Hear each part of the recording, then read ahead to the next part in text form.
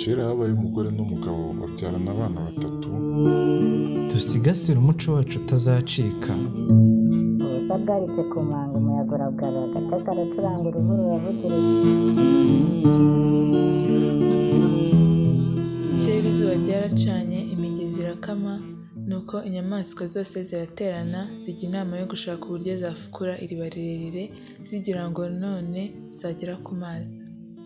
Inyamaswa zose zirabyemera uretse Bakame yavuze ko nta mbaraga ifite. Umwami w'ishyamba hamwe n'ibyegera bye byemeza ko iryo riba niritunganya zizajya zijya ibihe byo kuririnda kugira ngo zitahure uburyarya bwa Bakame. Iriba rirafukurwa rigira amazi meza cyane kandi afutse. Bukeye Bakame igira inyota maze igushakira icyuma cyuzuye ubuki ijya gushaka amazi yo kunywa kuri rya riba, ubwo yari izi ko iza kubigenza. Muri izo nyamaswa rero impyisi ikaba ariyo yagombaga kurinda iryo riba. Bakame irakuzira isanga impyisi yahageze kare, yicira isazi mu maso ko yari imaze kurambirwa no gusonza. Irabuka Bakame irayibwira iti, "Cyese Bakame, aho ntufashwe ugejejwe aha n'iki? Ntavuze ko wamugaye?" Bakame irayisubiza iti, "Aho ntugira ngo nyina amazi yawe? Humura, nifitiye ayanjye arusha ayanyu kuryoha." Impyisi yumva igize amatsiko maze ibwira Bakame iti, "Mpase nsomeho numve." Bakame ihereza cya gicuma irayibwira iti, "Maze wiyumvire ukuntu amazi yanjye atagira aho ahuriye n'ayanyu." Impyisi irakira isomye iravuga iti, "Araryoshye cyane koko." Iragotomera ikurikiranye uburyohe, igicuma iragikonoza maze umusinzi atembagaraho.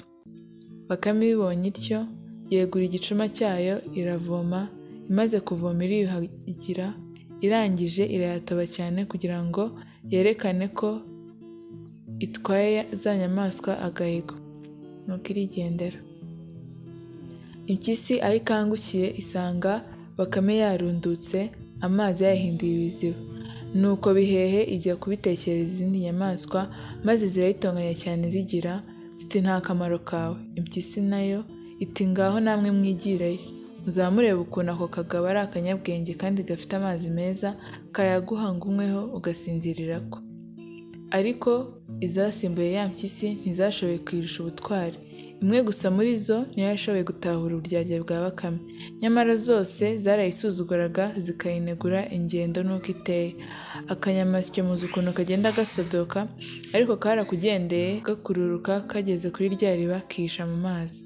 Bakame uko yamenyereye iraza no ku iriba yihamagaza ubusa igira ngo irebe ko hari indi nyamaswa yaba yaje kurinda amazi. Ibonye ntayo, iriba irarishoka ngo ivome nk'uko bisanzwe.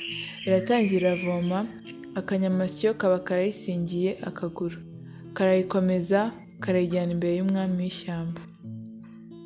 Inyamaswa zose zirakorana. Inama zimaze kuyinoza, Bakame icirwa urubanza rwo gucika umutwe. Ubwo ariko mbere yo kwica umutwe zagombaga kuba ziyiboshye kugira ngo itabona uko icika. Mu gihe zigishaka umugozi ukomeye, Bakame irazibwira iti, "Mbese ubwo muriruhiriza iki? Mwazanye kariya kavovo ntigahagije?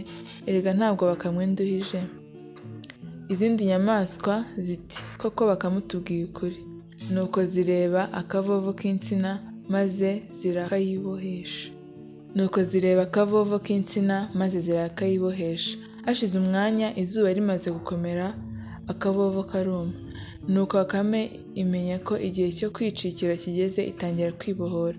Inyamaswa zari ziyirinze zirayibaza ziti, "Ko turuzi wihotagura, tukumva ako kagozi gaturagurika, ubwo uri mu make?" Bakame irasubiza iti, "Ntibibatangaze, ubu ntangiye gusamba, mu kanya murabona nangutse." Nuko zimaze kwizera ko Bakame itagishoboye gucika, zitangira kwiganirira.